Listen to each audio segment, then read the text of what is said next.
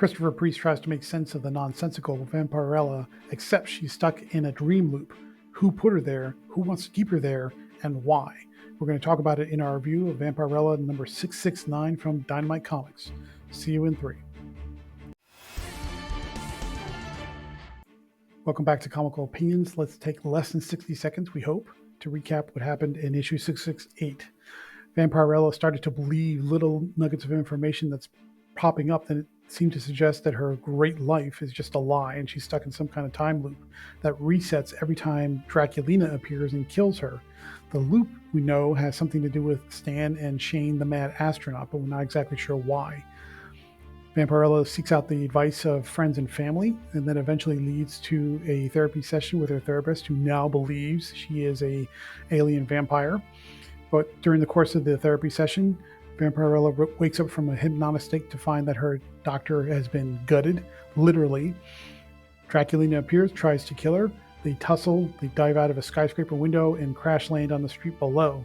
Before Vampirella can be killed by Draculina to reset the loop all over again, Shane's son, also known as the boy, also known as Shane Jr., arrives with a double-barrel shotgun to get Dracula right in the gut and to keep the story moving forward.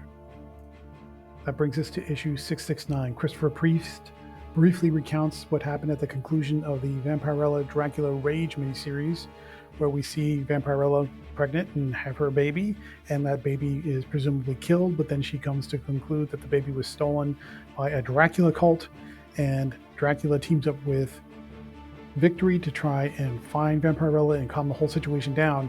And then that series takes a really wild turn at the end that leads to a battle in front of the gateway that joins Draculon with Arcadia, and the fight between Victory and Vampirella against Shane the Mad Astronaut after he kills Dracula, or something to that degree.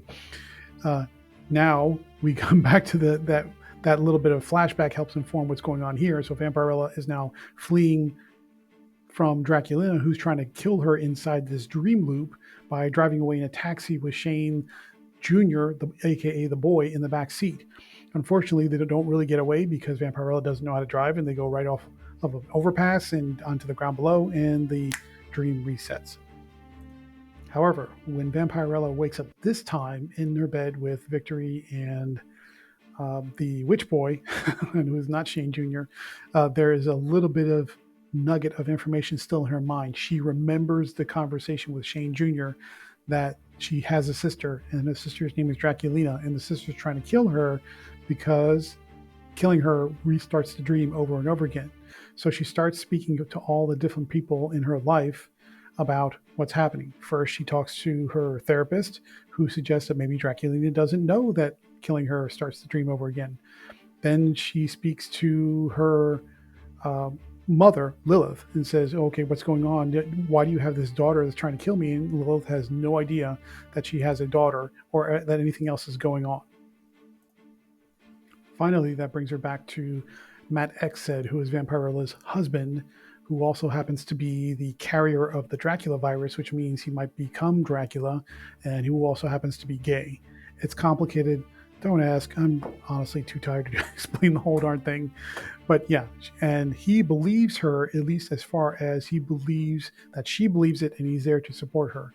So at the very least, this entire story really supports the idea that Vampirella's supporting cast of characters, both friends and family, believe in her, or at least believe in her enough to want to help her. That takes us to a very important flashback, which is the finale battle between Victory, Shane the Astronaut, and Vampirella in the Rage miniseries, and a little bit of input from Shane Jr. in this story, which says basically that Vampirella, for however way that works out, her DNA is tied to the gateway that joins Draculon and Arcadia. And so whatever Shane the Astronaut is doing to the gateway, it's affecting Vampirella. And by tying the two together, that's what's creating the loops that over and over again, every time she dies, it resets the dream. How exactly does that work out? No clue. But that's what sets the stage for what comes next. So then we flash forward a little bit, and Vampirella is sitting in her teaching classroom, because remember, in her ideal life, she's a teacher, and she's there with Shane Jr., who is one of her students, although he seems to be aware of everything that's going on. And he says, we got to run. We got to avoid Draculina. We got to get out of here. She says, nope, this time we're going to do it different. We're going to wait for her and let her come to us, and we'll figure this out. Suddenly, Shane Jr. is shot from a sniper rifle. It's like, oh, snap, Draculina is going the remote approach. Vampirella tries to avoid all the sniper fire. She manages to stay low long enough to buy her some time. And then suddenly Draculina is ambushed from behind by Lilith holding a gun on her. Draculina says, don't you understand what I'm trying to do? I'm trying to reset the dream. Because if the dream ends and everything goes back to the original reality, I'm a terrible person who got lost in time and space, and you were willingly submitted yourself to a demon to give birth to me, and you've killed lots of people. I've killed lots of people. We are both very, very terrible people. If the dream ends, we're going to go back to the terrible people that we were, and we can't do that. Smell me. You can pick up my scent. You know I am really your daughter. You know I'm telling you the truth. And so Draculina is making this impassioned plea to her mother to allow her to kill Vampirella to keep the dream going so they can stay in their own paradise. So Vampirella gets the radio signal from Lilith that the ambush or the plan to ambush Draculina had worked.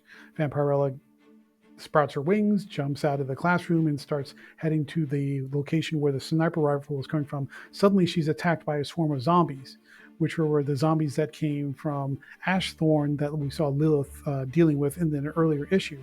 And then all of a sudden, she knows something's up. And then when we end the issue, Lilith is holding a gun on Vampirella because she seems to have accepted Draculina's plea that to kill Vampirella keeps them in a happy place. And that's where we end the issue. Oof, that's a mouthful, and that's a lot. Not going to lie to you, it's a lot, and it's a bear to try and keep it all straight. I don't know how anybody else does it, but I'm here for you, so that's how we're going to do this. Let's talk about the technical aspects, starting with the character work. Slowly but surely, Vampirella is gaining ground on recalling what her original reality is supposed to be like, and she's moving towards taking steps to get it restored. Her fight to try and regain her memories and her reality and her true life feels authentic to the situation, as good as you can lay it out. And Priest really goes a long way towards elevating the characters around her as people who support her. And that's kind of a pleasant change of pace because you don't see that kind of thing very often. You would think normally everybody would think she's crazy, but no, it doesn't quite turn out that way. So that's actually a refreshing change of pace. Let's move over to the artwork. Ergun Gundos's action-heavy issue pushes his illustrator propensities to new heights. We get a lot of interesting visuals with Shane the astronaut engaging in sort of wizard-like magical battles. You get car chases, zombie fights, a lot of interesting stuff that I don't think we've seen before in this title.